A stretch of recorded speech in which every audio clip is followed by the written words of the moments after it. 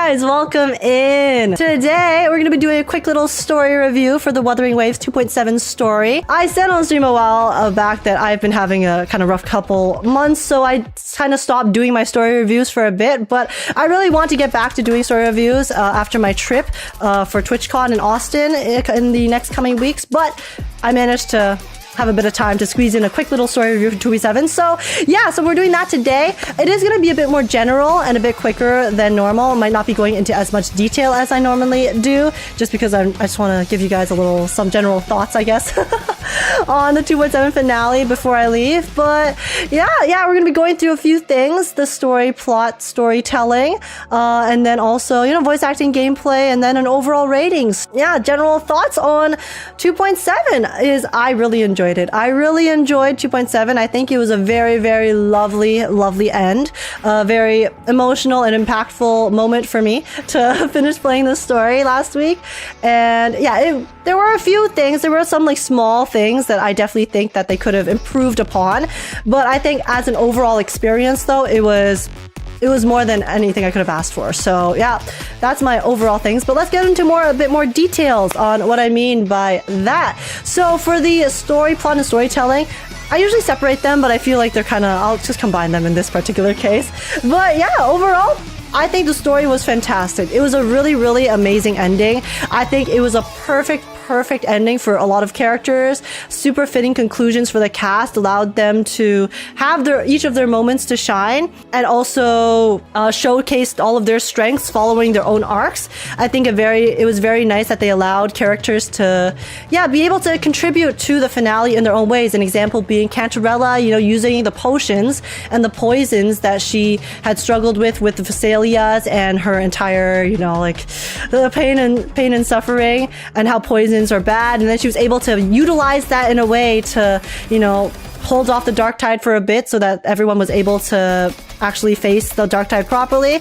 Also, let's say Phoebe as well was another really good example. Phoebe's entire arc of her struggling with her own identity, her own role within the Order, and then the Order as a whole, right? And how it obviously got corrupted a bit by the dark tide and, Fenrico's entire arc and all of that stuff, and how Phoebe was able to come to terms with the corruption within and kind of lead it towards a better path in the future.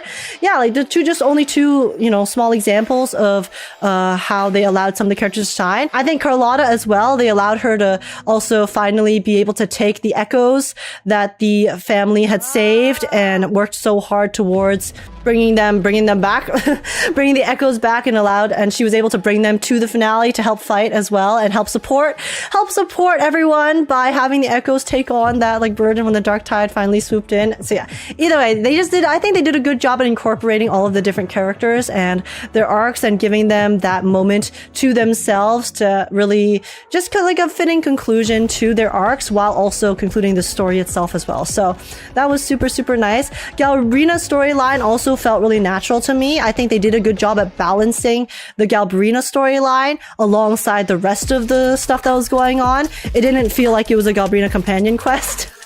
Not to bring 2.6 into this, but yeah, so because there was a lot more other plot that was also being interspersed throughout Galbrina's particular interactions with Rover and us in terms of the main story, it felt good. It felt like Galbrina just played a pivotal role in the story rather than we went off on a separate kind of side quest with her. Obviously, it was a finale, so, they had a lot more stuff to show in this compared to 2.6, which was more build up for the finale. So, there's a discussion to be had there, which we'll have not now.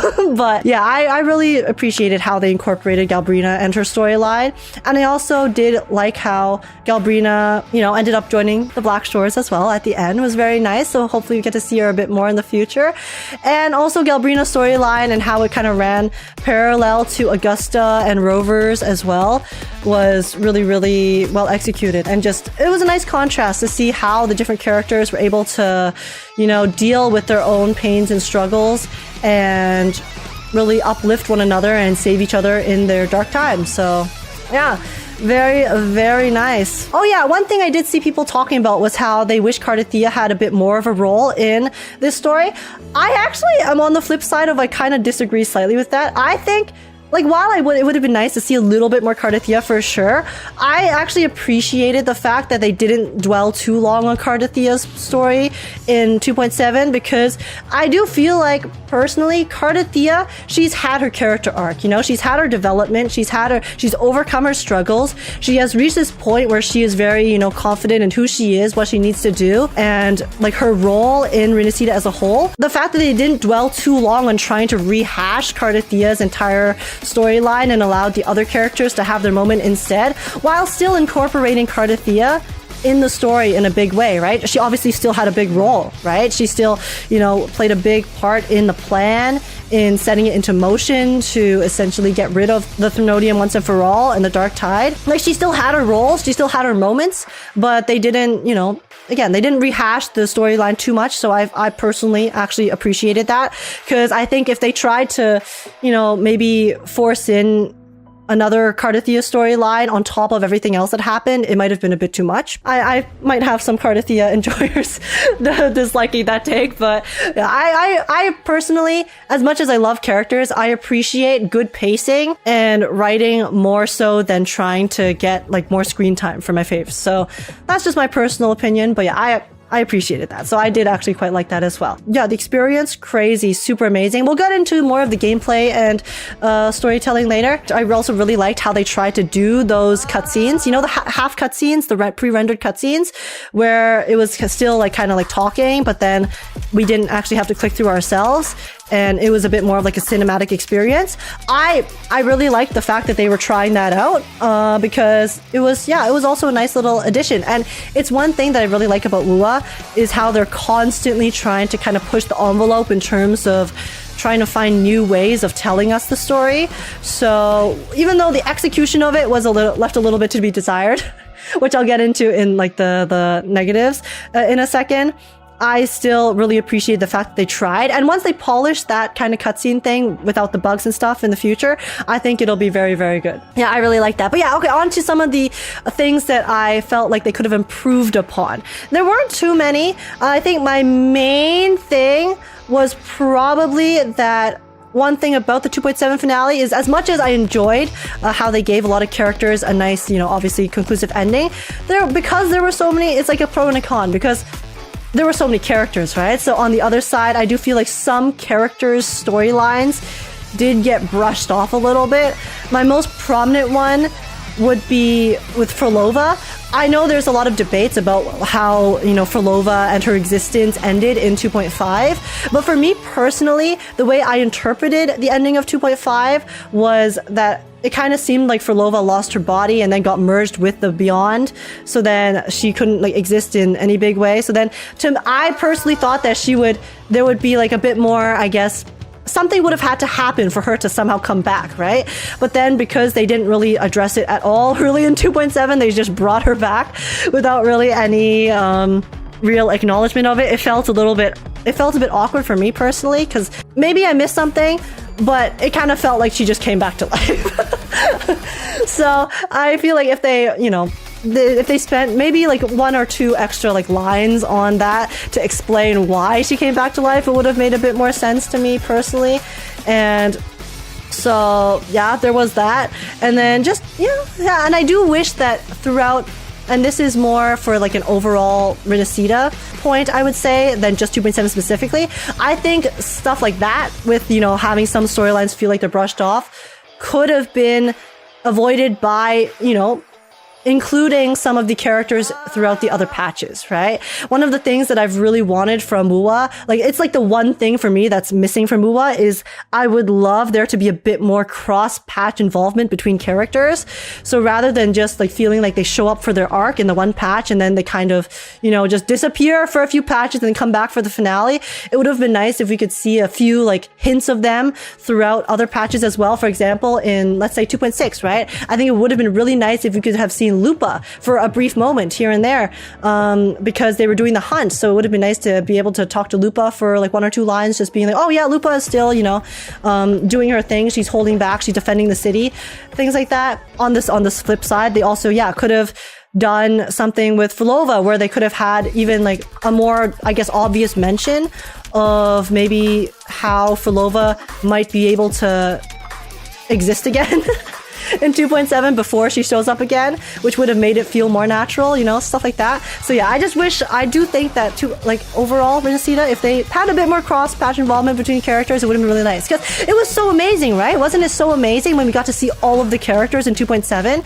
show up? Obviously, this was the finale, so they all had to gather together, but just like it's just a bit more consistency in terms of like the characters appearing, I think would have, for me personally, done wonders for my immersion, I think, as a whole. So yeah, that's just like one thing that I do kind of wish they could have done a little bit better. Again, there are lots of storylines, so I can understand them not being able to focus on and close up every single one perfectly. But again, you know, mentioning things that I think they could improve on, that is one of them. And another thing is, I would say, obviously, the cutscenes. The cutscenes, in terms of like the half cutscene, half dialogue thing, the one I mentioned earlier, where they tried out that new method of showing the pre-rendered scenes. Again, I love the idea. I think it's amazing for the future and will offer lots of, you know, like unique ways for them to be able to revamp that for future storylines. But execution in 2.7 itself was definitely lackluster. It was very buggy for me. The audio was desynced. And I think because of the desyncing audio, it did make it feel like the pacing for those cutscenes was a little bit awkward as well, because I was sitting there waiting for like long moments, I guess, for characters to finish their animations before it moved on to the next voice line. So can definitely be improved in terms of just like they just need to smooth it out. They just need to work out the bugs, fix it up, and I think it'll be amazing. So yeah, just wanted to mention it though, because it was definitely something that affected my experience a little bit in some parts. Very, very cool overall though. So I think those are my general thoughts on like the storytelling and the story plot. Let me know what you guys think in the comments below. So yeah, the voice acting. Nothing really to say about the voice acting. Fantastic. So amazing, so good. I absolutely appreciated the hell out of how we got to hear all of the characters again. Very, very amazing. And it was just really nice. It was really nice to be able to, yeah, hear their voices again, since it's been so long since we saw them. Since we saw so many of them, you know? So yeah, really, really good. Nothing really to say about the voice acting. Fantastic as always. I do also want to mention though, like male Rover's voice acting, I'm so down atrocious, bro. I'm so down atrocious. Anyways, the gameplay, I at first was like, oh my god, wait, did they really add any new gameplay? But they actually did. Because, okay, 2.7 in particular was definitely a lot more combat oriented. There was definitely a lot more opportunities for us to fight as the different characters compared to some of the previous patches. Me personally, I don't particularly feel any one way or another when it comes to fighting. I am fine if there's less fighting. I'm fine if there's more fighting. The only thing is I hope there's not too much fighting, but I don't think that there was too much fighting in 2.7. I think they did a good job at balancing it and also making each of the fights feel very unique and fun. There was like something to offer in the different fights, right? We got to see the brief Chi-Yuan trial for one of the fights. We got to, you know, use Rover a few times, obviously. The boss fight at the end, oh my god, that was so sick. The way that they incorporated the split screen character skill as well. We saw that before in a cutscene in 2.4, right? I think that was the last time we saw that.